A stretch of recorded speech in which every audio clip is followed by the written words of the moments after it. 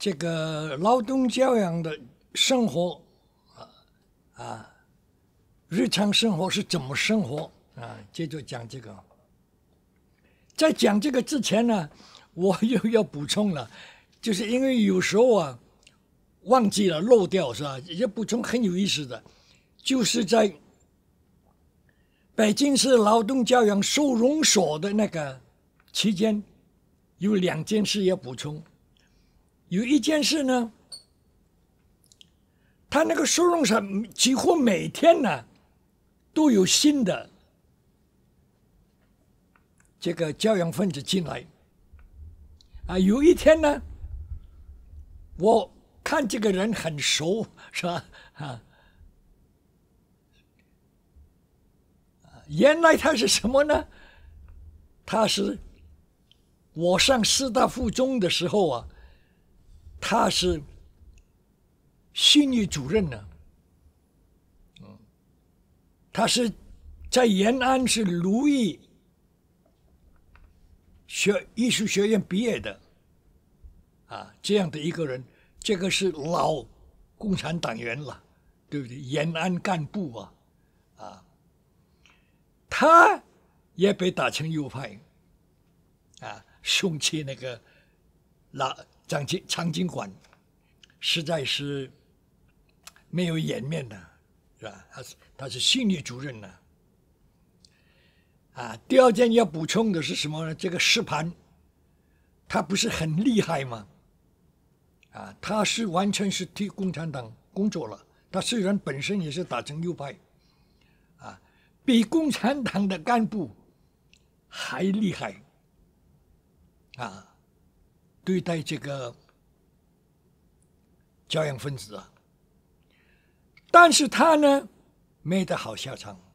这个是后来师范大学的一个教授的儿子，也是后来劳改告诉我的，那是多年以后了，告诉我的。这个石盘呢，后来放他了，放他回去，他因为有功劳了，对不对？替共产党工作了，整个你看那个收容所由他来管了，由他一个人管了，你看他的这个作用对不对？让他回师范大学，但是到了文化大革命，又把他打成是黑帮了，把他批斗，他受不了，跳楼自杀。这个是石盘的下场。好，现在我接着说这个劳动教养怎么生活，是不是？怎么生活？早上一起来，那个时候是快要春天了，还不到春天，快要春天，是不是？劳动干什么呢？拿那个水桶到河边去蒯水浇树，他那边是种树浇树，一整天的劳动就是浇树。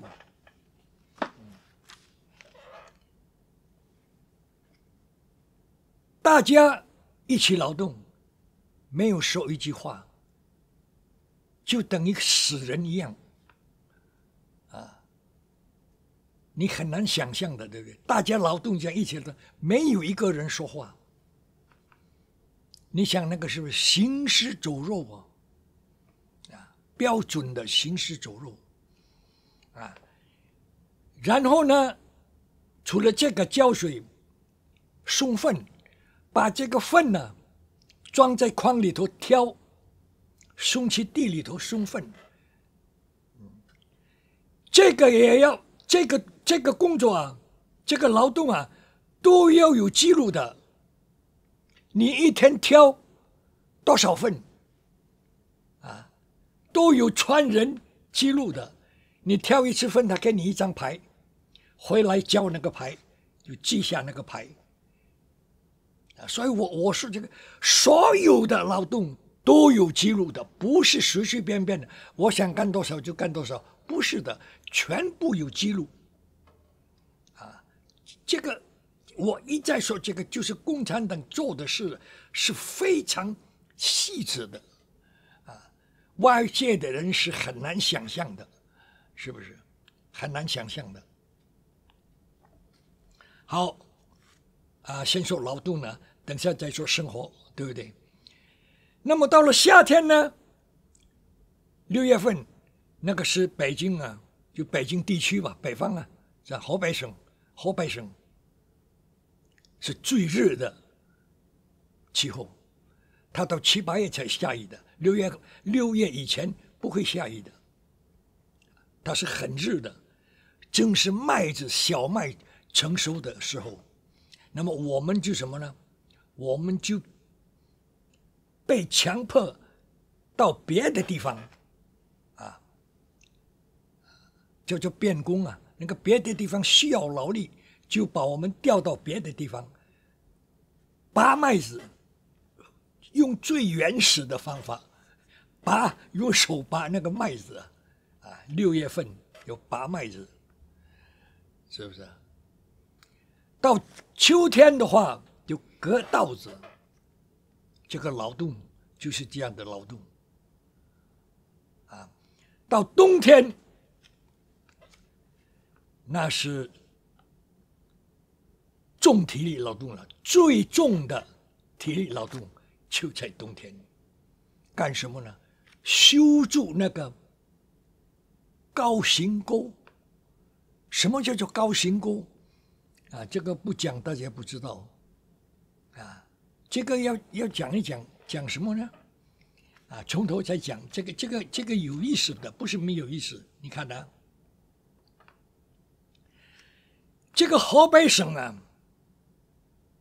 沿这个渤海，它是平原，中国第2大平原，大概第一是东北的平原啊，不是第一就是第2大，华北大平原啊。但是这个平原是什么？靠近海的这个一带啊，全部不是好，这个土地不是好土地啊。沿海这个土地是盐碱地，很严重啊，碱啊跟盐啊，只能长什么？只能长芦苇，不能长别的啊。虽然它是平原啊，庄稼不能种庄稼，盐碱地非常严。那么要怎么要把这个地改造，才可以种庄稼？怎么改造？就要洗碱，把这个土地的碱呢怎么洗？好了，你首先必须做这个引水渠，引河水进来，放水，然后顺着排水渠排出去，就是洗碱了。用河水洗这个碱，反复洗几年，这个地才开始可以种高粱、玉米，然后种小麦，这是一步一步来。那个要改造这个土壤，才可以种庄稼。那么这个工程就很大了，是不是？那不得了的。好家伙，这个工程啊，高行沟。什么叫做高行沟？高就高啊，行是型号的型。高行沟，水沟的沟，这个什么意思？是这样，你看啊，在那个在地面上挖渠，把这个挖的土地堆成墙，跟堆成那个长墙一样，对不对？把挖出的土地啊堆成这个墙。堆成两道墙，然后将来呢，引河水来，这个引水的地方，那么挖的那个沟那个地嘛，那个是排水，那个成了排水沟了，对不对？对不对？这个堆起来的土就成了引水渠了。那么做这个堤坝的堤啊，对不对？那是一锹一锹的那个人呢，抬那个土堆砌起来的，全部是用人工啊，没有一副机器啊，全部是用肩膀抬土。那个土是石土啊，很重啊，你想一想，那个劳动是什么样的劳动？一天到晚，从早上到傍晚，不停的抬那个土。大家想一想，这个肩膀都出血啊，抬这个土，这个纯粹就是奴隶劳动啊，奴隶劳动啊，两个人一副那个票子。中间那个土啊，那个石土啊，很重啊，越堆越高嘛，是不是？越堆越高嘛，它是堤嘛，做堤坝嘛，堤嘛，高行沟嘛，两边呢，平行的两个堤，修的后来啊，就跟修万里长城一样啊。当然它没有规模，没有那么大，没有那么高，但是它的形状就跟修万里长城我们就是当年的秦朝的时候，那个修长城的那个奴工啊一样啊，对不对？好了，那么有一天，一个人抬土的时候，我这个是典型的，我讲这个都是找典型的例子，对不对？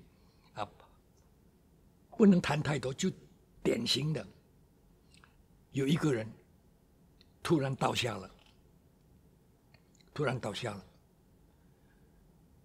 倒下，这个我亲眼看的，他吐这个口吐黄水，奄奄一息，快死了。当然有人马上就报告了，对不对？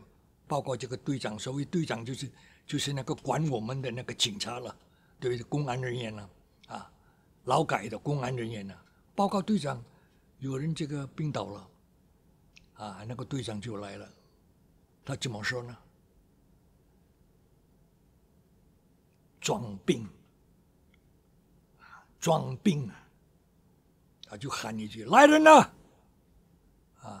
就来了两个彪形大汉，当然也是教养分子，他是靠拢政府的啦，对不对？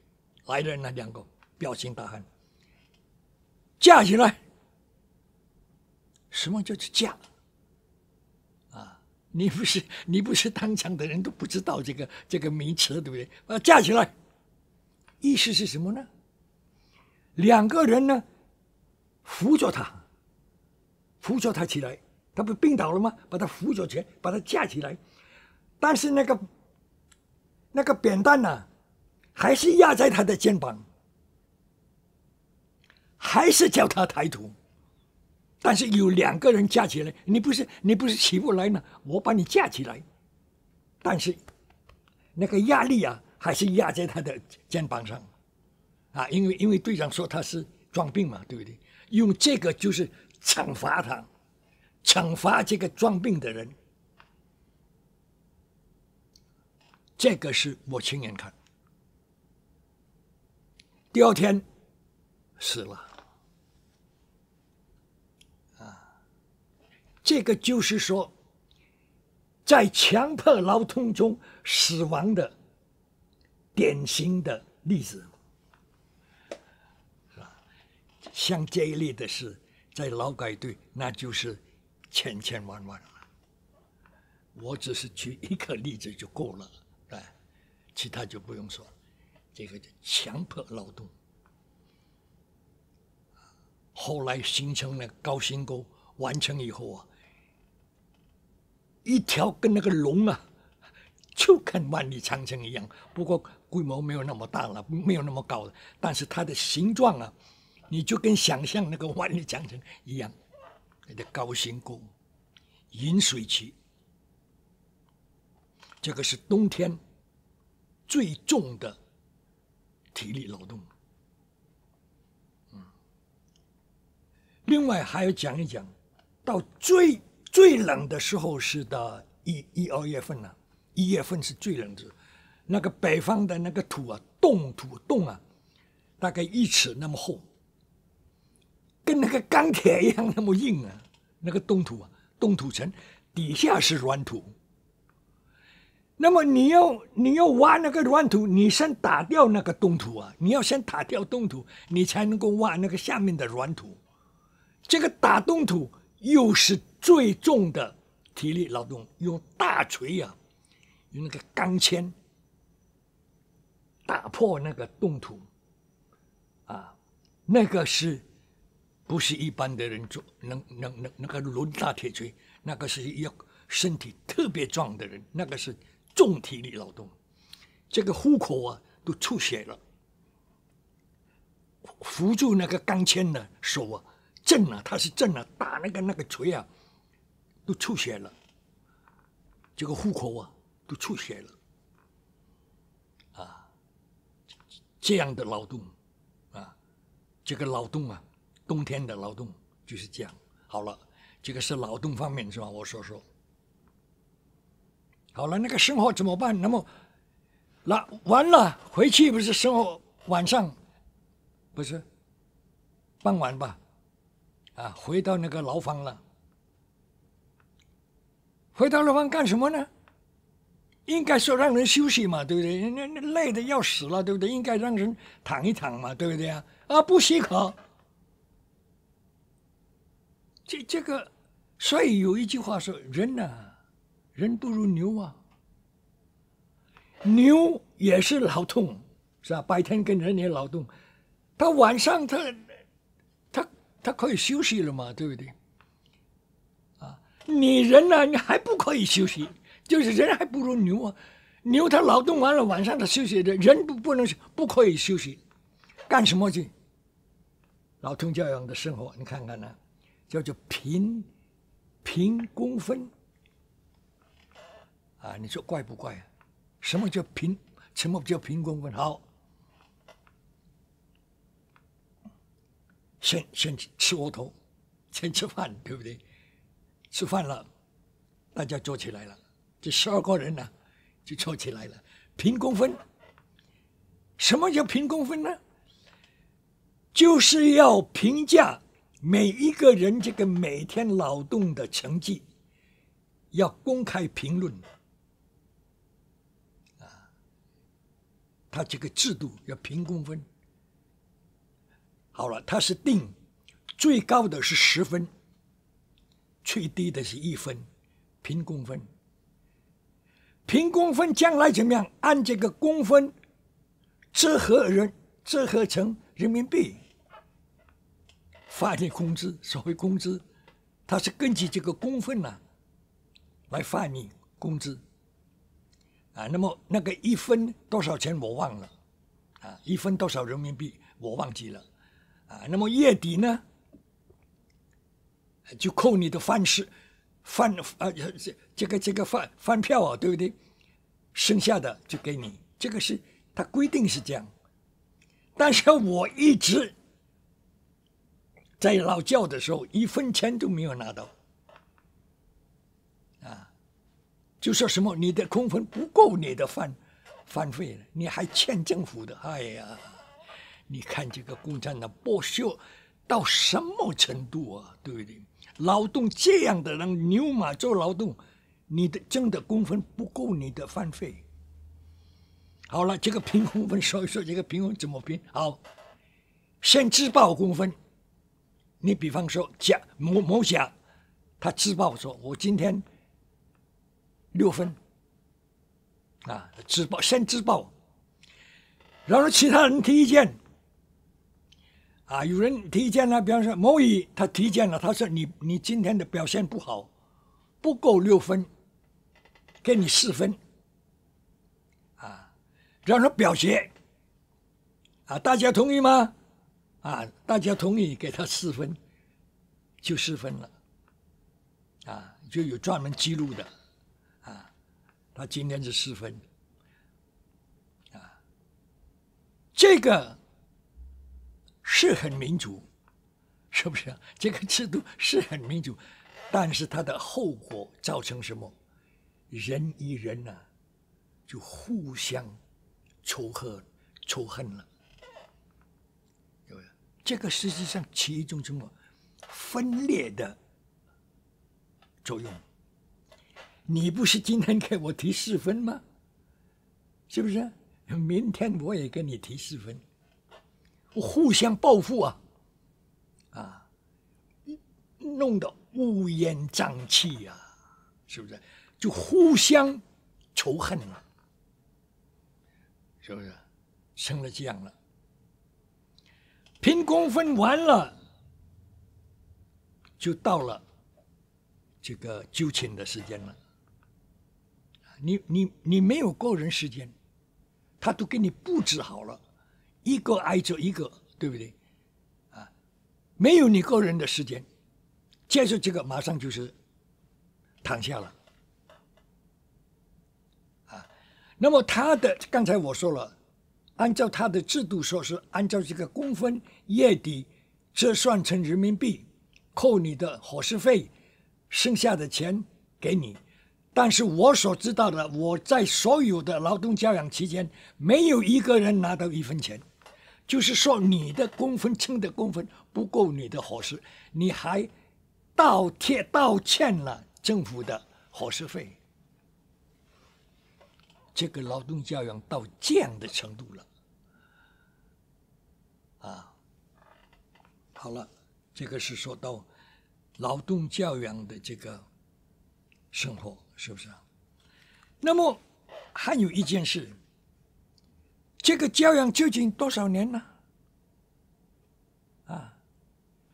不告诉你，你教养多少年呢？1年是2年呢？是3年呢？不告诉你，所以这个变成这种非常大的压力。你究竟多少年？他只说什么？他说你改造好了，就把你解除教养。那么什么叫改造好啊？你什么标准呢？是吧？什么标准啊？当然他有了，他标准，他口头的标准了，是吧？好好劳动，是吧？靠拢政府，遵守纪律，对不对？他有啊，他的要求但是你做不到，谁做决定啊？这个没有一个标准。好了，讲到这里是吧？接着一个很怪的现象出来了，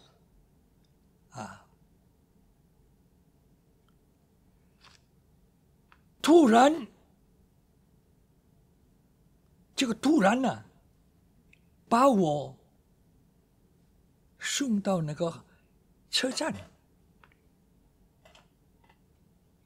那个茶店车站，用那个小毛驴把我送到那个车站，压我单独一个人送，我就很奇怪了，怎么送我到车站？我就很，所以我还得想一想，我还得说一说，这个也很有意思。人在极端绝望的时候，往往还是出现了幻想，这个是很怪的。因为如果不这样的话，人呢都是活不了了，全是自杀了，对不对？在绝望的时候，往往产生幻想，那么我也产生幻想，为什么把我送到车站？是不是把我送回北京啊？是不是我的母亲来接我，来欠我，对不对？幻想想着母亲呢，是不是母亲来接我送到北京这是好事就是有一句话了，这个里头都有这尽享好事最困难的时候人就出现这个尽享好事我就想这个了，是不是我母亲来接我？好了，我一直往南，我的这个脸一直往南看，就等错北京来的火车，送我母亲来接我，向南看，那个盼望母亲来啊，哎，没想到是北边的火车来了，从北边来的火车慢车把我运回北京，运回北京呢，把我关押在第一监狱，北京最大的监狱。我也莫名其妙，为什么把我好？那个干部啊来找我了，那个是审讯的干部，问我什么？关于我跟留学生的关系。你看追问留学生，他是一步也不放的。本来这个留学生呢早就交代清楚了，对不对？报劳动教育以前早就讲清楚了，对不对？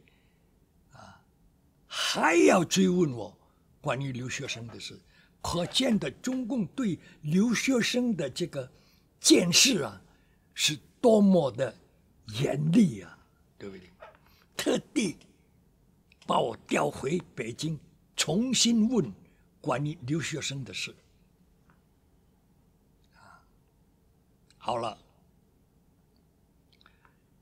然后问完了，没有事了。把我调到半步桥看守所，北京最大的看守所，它是 K 字楼，平面是 K 字楼 K 型的，它是3层楼。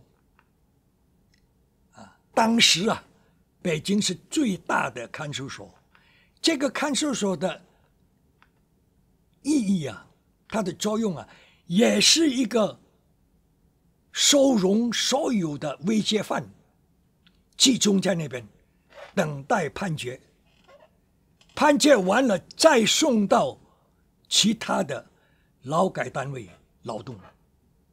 它是看守所嘛，它不是监狱，也不是劳改农场、劳改工厂，它是看守所，收容未解犯，已解犯收容已经犯决的收容。那么有一部分呢，这个是很怪的这个你不劳改是不了解的，对不对？有一部分呢很怪了，就把我送到那个地方，那个牢房，不是犯人，什么呢？叫做二劳改。二劳改是什么呢？已经刑满的，但是不许可回到社会，叫做二劳改。他们大部分是新海湖的犯人，原来在新海湖的重刑犯，刑满以后留长，不许可回北京，还是留在东北有工资，一个月就30几块钱，还是劳动但是不叫犯人了已经释放了嘛，你不能再叫他犯人。当然号称什么呢？就是二劳改，这就是二劳改。他们有一个优待，所谓优待是不是？可以每年可以探亲1个月，在北京有家的每年可以探亲1个月，但是已经离婚的就取消这个资格了就没有你探亲的资格了，你已经离婚了，你没有家了。这大部分的都离婚了一旦判刑劳改，绝大部分的人都离婚了那么少数不离婚的可以探亲。那么这些到北京探亲的人很多是什么？他不愿意回去了，他留下来了1个月他不回东北了，他离开。那怎么办呢？公安局一个一个又把他们抓回去了。那么暂时关到那个看守所，把我也跟他们关在一起，是不是？因为我不是劳改犯嘛，他们也已经不算是劳改，他是劳改嘛，对不对？我是教养的嘛，暂时把我跟他们关在一起，所以聊天嘛，那个就很自由了，对不对？因为不是犯人嘛，当然可以聊天了，就了解很多情况了。新海湖怎么样生活啊？那边是不是就了解了？有一个典型的，也是一个代表性的例子，我说一说。这个说了也很有意思。有一个小年轻，他是北京人，送去新海湖劳改，刑满后不可以回北京，但是他呢，他要回北京，他逃跑，在路上碰到大风雪，把他的腿给冻坏了，锯掉2条腿。我在那个半步桥看守所，就是看到他的2条腿，我就是问他的，你的2条腿怎么锯的？他就告诉我这个事。他是锯掉他的2条腿，还是送回新海湖。你2条腿没有了，还是不准你回北京，就是严格到这个地步。好，后来把他们这个是暂时嘛，就是关押在那个半步桥，后来把他们又送到新海湖了。有一天，突然来了一个人，突然进来一个新的人，我们就聊天了，他就告诉我了，这个也是一个很怪的事情。他叫吴安保镖，吴安保镖，他是缅甸华侨。他年轻的时候小的时候，父亲带他到西藏去做生意，这个是很怪的事，很少的，对不对？很少的现象。带他到拉萨去做生意，后来他父亲死了，他就来北京了，要找缅甸大使馆，要通过缅甸大使馆回缅甸，要拿护照嘛，因为他来的时候小时候的已经没有那个护照了，对不对？他要办这个护照回缅甸。那么他在缅甸大使馆前面还没有进那个大使馆呢，警察就把他骗了，你上车吧，上吉普车，就把他送到那个半步桥那个看守所了。他没有犯罪嘛，他要找缅甸这个大使馆去求一个护照嘛，你怎么把人家逮捕呢？秘密逮捕呢？他就是求我，哎呀，你帮忙我，能不能想办法联系那个缅甸大使馆？我说我怎么联系啊？我这泥菩萨过河，对不对？我这些都但是我记得有这样的事后来呢，这个允许探亲，对不对？允许探亲了，我就写信给那个北大那个史古力冰岛留学生，叫他来探亲，等于接见我，我就顺便把这个吴安保镖的事告诉他，求他跟缅甸的大使馆联系，但是有没有联系我就不知道了，因为后来大家都失散了。我就是举一个例子。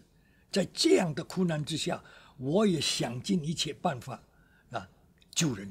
虽然我自己也是在苦难之中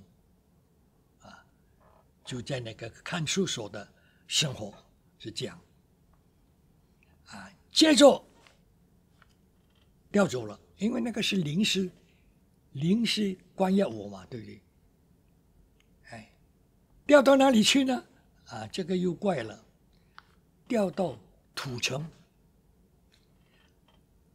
城劳动教养收容所。就原来那个北京劳动教养收容所，原来不是在雍和宫吗？现在改成在土城。什么叫土城呢？北京是这样，北京早年这个元朝建立一个城市嘛，对不对？它遗留下来的古迹就剩下一道土城了，元代的土城，就在那边有这个砖瓦厂，破旧的砖瓦厂就变成劳动教养收容所，就那个收容的人就住在那个破砖窑厂，把我就送到那边了，也是暂时的，还得要送我回去农场。那个暂时的，那么在那边干什么呢？他盖了一个什么酒精厂，所以这个共产党很厉害他就是想办法赚钱那个劳改单位也想办法赚钱，因为他完全白用这个劳力嘛，建立那个酒精厂，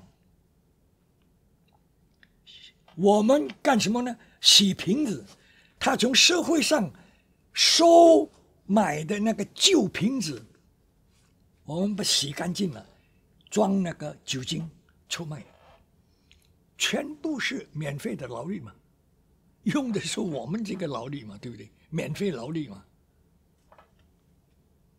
但是呢，经常开批斗会当时这个头还是那个石盘他原来不是做头吗？在那个张经馆，他现在搬到那个元代土城了，他也是做头石盘经常斗人批斗人认为这个思想落后的讲怪话的大家开会批斗有一件事这个也是很值得提的，这个很有意思通过这件事我才知道了解真相不容易你要了解，因为共产党所有的事都是暗箱作业嘛，对不对你要了解真相很不容易的。有一天批斗谁呢？批斗一个延安来的干部，他也是打成右派批斗他的时候他很不满意很气愤他是干部他就发牢骚了，发泄他的这个不满他就讲嘟噜嘟噜嘟噜嘟噜的跟机关枪一样讲，他不能慢慢讲他讲他说我小时候上小学的时候我就住在那个靠近那个延安靠近边区靠近解放区。他说我的家就靠近解放区，我上小学的时候突然把我抓起来了把我绑架送到延安了。我当初这个什么给这个首长给他扫地给他服务就是这小鬼在这个在延安这个干部高干都有小孩子儿童为他做家务的，扫地送饭这个是在那个 Snow 写的《西行漫记》提过这个叫做小鬼。这个徐新曼就顺便说一下，这个斯诺是美国的左派记者。1936年，中共不是所谓25000里长征吗？到了延安，他当年也跟着的，就到那边去采访毛泽东他们嘛，他去上面，他最早接触中共的高级干部，他就写了一本书，这个书很有名《西兴漫记》也是怎么红旗照耀着中国Red Star over China 它里头就是提到这个小鬼，红军里头有很多小鬼小孩子，但是他没有说明这个小鬼是怎么来的。那么通过这次这个批斗会我才知道这个小鬼全是绑架人家的子女绑架人家的孩子这样来的是不是？因为他讲的这个事情就是最突出的事情，他家里靠近解放区嘛，放学回来就给他绑架，就变成给红军做勤务员了。他透露的就在这个劳动，在这个劳动教养收容所发生的事。不久呢，又把我送回农场了。这次可不是到583了，到585。但是不是挨着吗？581、582、583、584、585。585是最后盖的，就是58年5月号盖的。这个是有特殊的地方有特别的地方，是收容老残病弱人员。我算是病弱，所以后来把我归到585，全部是老残病弱就在这个地方。那么在这个地方见到2个人了，这个也是决定我的前途的一个很重要的事情。在这个585碰到2个人，一个叫做胡宗雀胡姓胡的胡，祖宗的宗，那个雀是很怪的，那个字比较怪一个雀，一个古字的古，好像下面有一个心，那个字很少用的。他是满族人，他是北大的生物系毕业以后没有工作他就写信给南斯拉夫的大使馆，要求工作要求给他介绍工作。这个信没有寄到大使馆，落到中共的手里了。这个就是等于叛国投敌，写信给南斯拉夫大使馆等于叛国投敌，就为这一封信，劳动教养的他告诉我，他的父亲呢，他也告诉我原来是中华民国的驻墨西哥的外交官他也去过墨西哥。小时候童年的时候，他跟我说，他的父亲虽然是中华民国的外交官，但是思想是左派。他在北京掩护过共产党的地下干部，所以他有功劳所以北京解放以后没有把他整，他本来是历史反革命是不是？他做过官嘛，做过国民党的官，但是因为他掩护过共产党，就照顾他了，没有抓他，给他工作，做什么呢？在一个教会学校，英国人美国人办的教会学校，当然后来收归国有了，叫他当图书馆管理员，这算是照顾他啊，没有把他抓起来。他的父亲叫胡化成，他告诉我的他的简单的情况就是这样啊。他的父亲还是在北京做图书馆管理员，辉文中学啊，他是教养跟我在一起，他告诉我啊，另外一个他的朋友，他认识叫张斗奇啊，是中国青年报的画漫画的，也打成右派。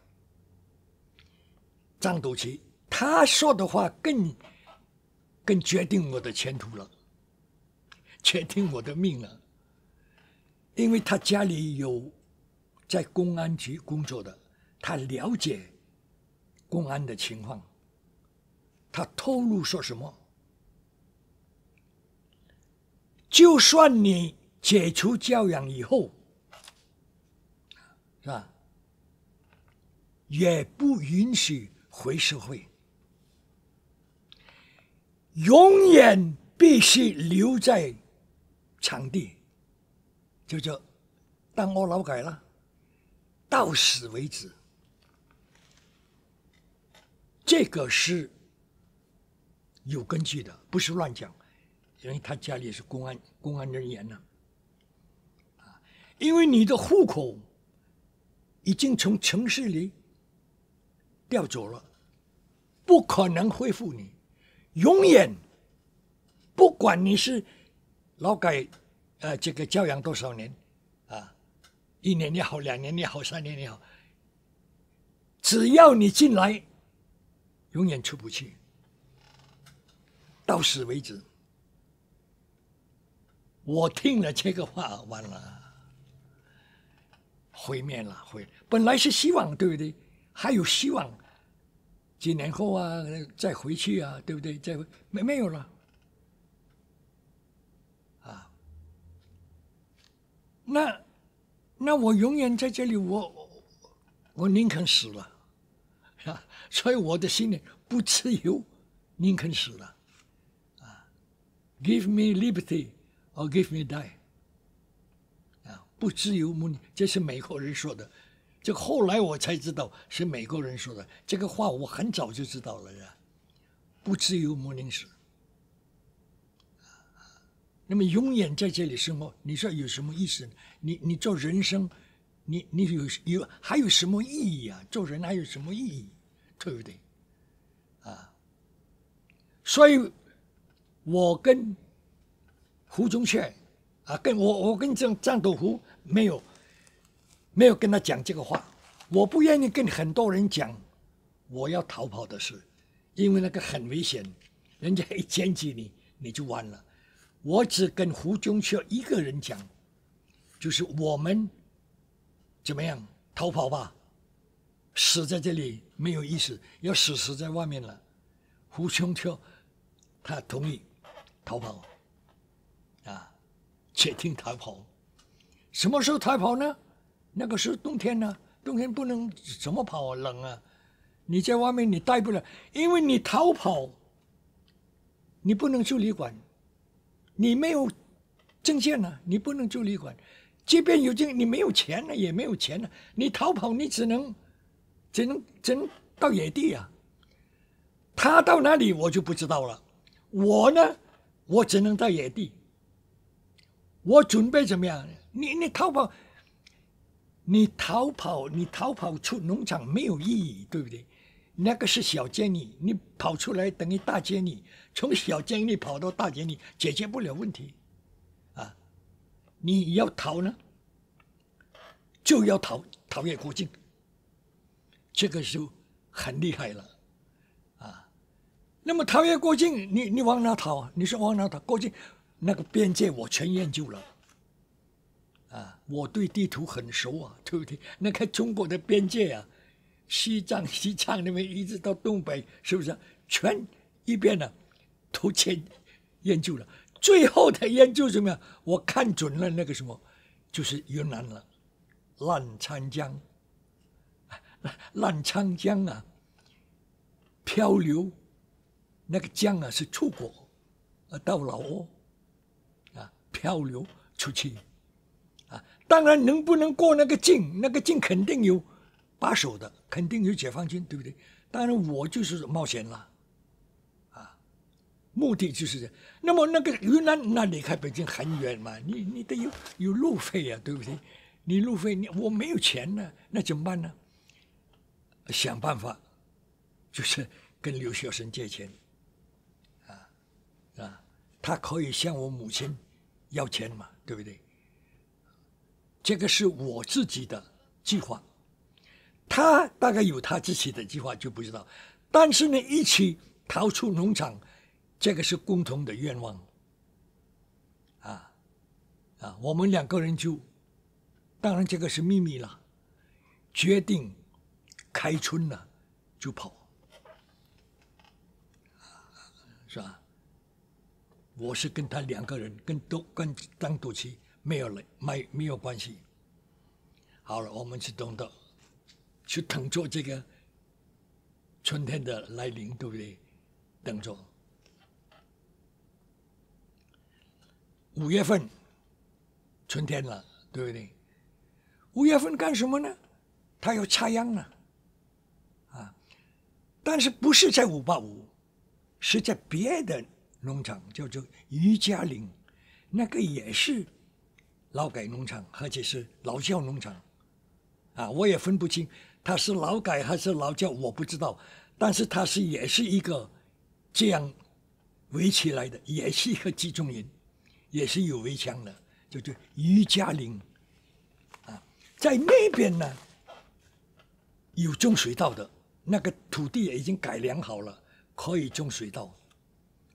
他5月份要拔秧啊，秧苗要拔出来，洗干净，然后再插秧，我们的工作劳动是什么呢？拔秧，给我们的任务叫做变工，临时变动工作，从585调一批人，包括我跟那个胡宗雀，调到那个余家岭去拔秧，好了，这个就有意思了，就有戏可做了，我一到余家岭，我就看到了这个现象有一段墙倒塌了，他把那个电线他电线是架在那个墙的上面，是吧？那么有一段墙倒塌了，他把电线拉到下面，拉到地面上，那么有一天呢，有那个猪那农场在养猪对不对？乌克兰大白猪给电上了，这个大家都知道。哎呦，这个我是看到那个地方，那个是逃跑的地方缺口嘛，是不是？就是有电线，它是缺口，逃跑只能那一条路了，别的地方你不用想，那高墙你怎么逃跑？只有我就盯着那一点了。但是那个有电呢，那怎么办呢？是不是但是别的地方没有，只有那一点有可能逃跑的地方。好，拔秧了每天要拔秧，我们的劳动有拔，它有规定的，每一个人每天要3厘8有规定的拔秧。那个胡宗雀他是书呆子，北大的纯粹是书呆子，他每天只拔1厘2，他要求是3厘8。我呢，我每天拔4厘2，超额完成任务嘛。他要求3厘8，我拔了4厘2，唯一我一个人。那个也是搞劳动竞赛，天天给我广播表扬我拔了最多烽火枪，对不对？那么我为什么那么狂呢？我是有目的的，我是拿这个作为掩护，是吧？因为你只有这样的话，那个队长那个一族他才放松对我的管制。我成绩好嘛，就天天表扬嘛，我等于模范了嘛，对不对？他当然不说模范当然你是这个教养里头的是好样的了，对不对？天天表扬我，他就是忽略了对我的监视了。那么中午吃饭的时候，我借这个机会去抓这个青蛙那个春天呢，那北方那个水田很多青蛙，很容易抓的，一下就一个，一下就一个。我抓青蛙干什么？我晒干了，准备逃跑用的干粮因为没有粮食嘛，是吧？你逃跑你要吃饭呢，你没有饭你只能抓青蛙晒干了，那个可以当饭吃嘛，对不对？我都有事先都做准备工作所以我抓青蛙的时候，那个队长一般他是不允许了，是吧？你不能乱动你吃饭就坐在那边了，你不能乱跑对不对？但是因为我每天把事理他队长就等于说放松我了，就睁着眼闭着一只眼，对不对？他知道我抓青蛙，就让我抓了，因为我带头嘛，所以我等于带头生产能手吧，对不对？我等于鼓动其他人也加强这个生产，对不对？所以他睁一眼闭一眼我就抓了青蛙，晒干了，准备做干粮我这个都有计划的。我那个拔秧因为拔的太多了，对不对？那个不停的拔，一天从早上到傍晚不停的那么拔，2个手这个手都肿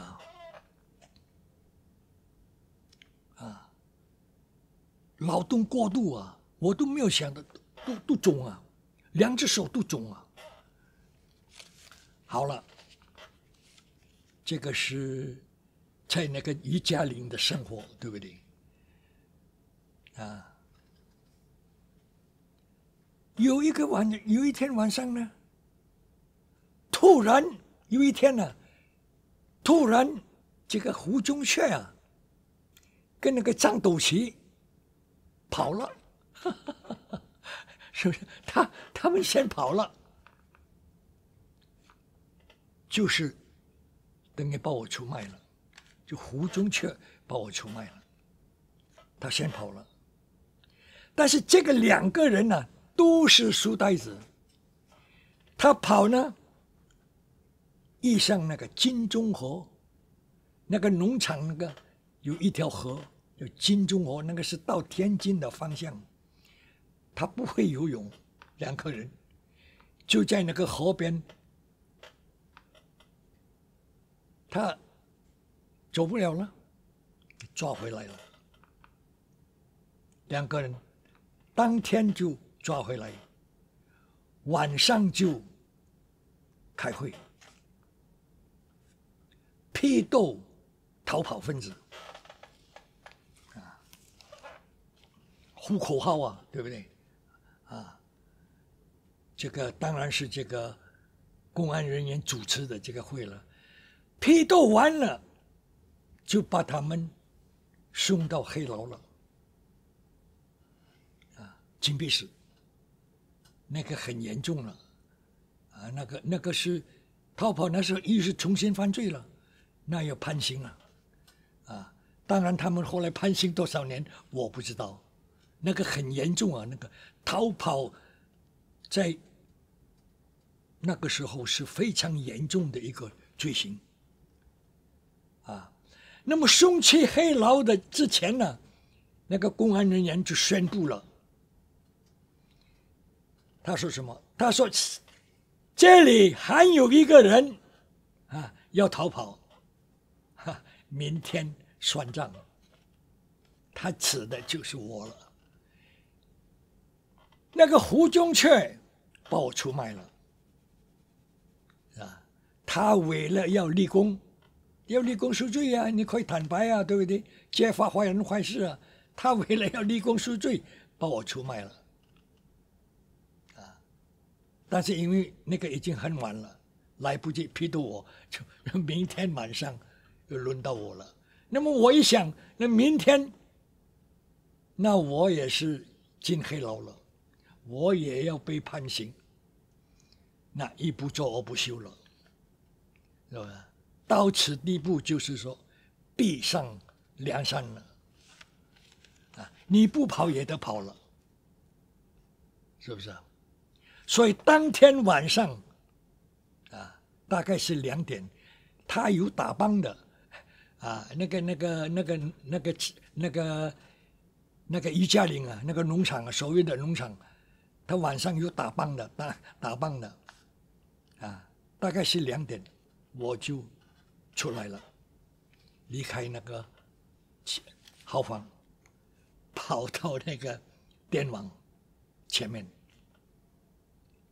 我带了一个背包，里面就装着那个晒干的那个青蛙，别的没有。那个背包很扁了，没有东西啊，不是鼓起来的，啊，是吧？里面没有东西嘛，带背包。我呢，就是说，宁肯死了啊！如果永远要叫我留场的话，我宁肯死了。